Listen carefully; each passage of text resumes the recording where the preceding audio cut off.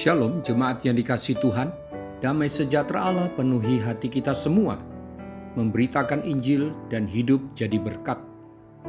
Firman Tuhan hari ini diambil dari Matius 23 ayat 15, demikian firman Allah.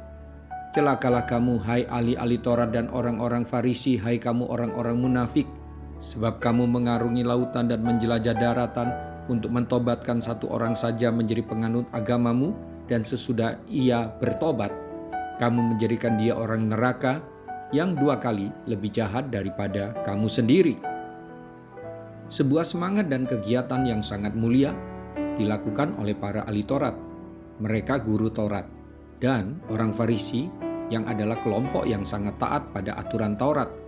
Mereka kelompok yang memisahkan diri dari kebiasaan-kebiasaan yang tidak kudus. Namun demikian semangat dan kegiatan mereka mentobatkan orang itu dikoreksi oleh Tuhan. Mengapa dikoreksi oleh Tuhan Yesus? Sebab orang Farisi dan ahli Taurat memiliki cara hidup yang munafik. Sesungguhnya perilaku mereka banyak menjadi batu sandungan, dan terutama hati mereka yang tidak tulus di hadapan Tuhan. Bapak, Ibu, Saudara-saudari, jika kita memiliki semangat untuk memberitakan Injil, jangan lupa atau jangan lalai dalam memperhatikan kualitas kehidupan pribadi kita, yaitu harus hidup dalam ketulusan dan kasih, sehingga hidup kita bisa diteladani bukan hanya saat di rumah ibadah, tetapi juga dalam keseharian kita. Jangan hanya semangat memberitakan Injil, tetapi imbangi dengan aspek-aspek rohani lainnya, yaitu kasih, kekudusan, lemah lembut, dan lain sebagainya. Tuhan Yesus tidak hanya menekankan pemberitaan Injil harus kita jalankan, tetapi juga menuntut kemurnian hidup, tidak munafik, di mulut dan di hati harus sama, ya, di atas ya. Haruslah kita giat menginjil, tetapi jangan abaikan kesaksian hidup yang jauh lebih mengesankan. Jangan hanya semangat dan giat dalam memberitakan Injil, namun hidup munafik. Kita hidup di akhir zaman. Ingat, lalang yang adalah lambang orang fasik, orang munafik, dibandingkan dengan gandum yang adalah lambang orang benar atau anak kerajaan.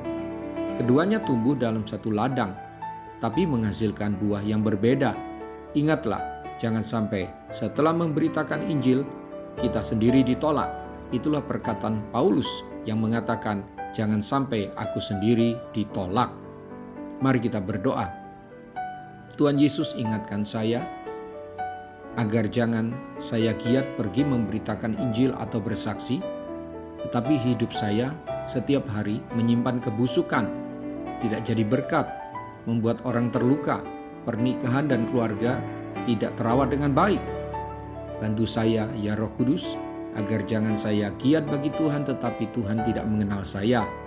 Agar jangan setelah saya memberitakan Injil, tetapi saya sendiri ditolak. Terima kasih buat firman-Mu hari ini, mengingatkan saya agar jangan hidup saya dicela Tuhan.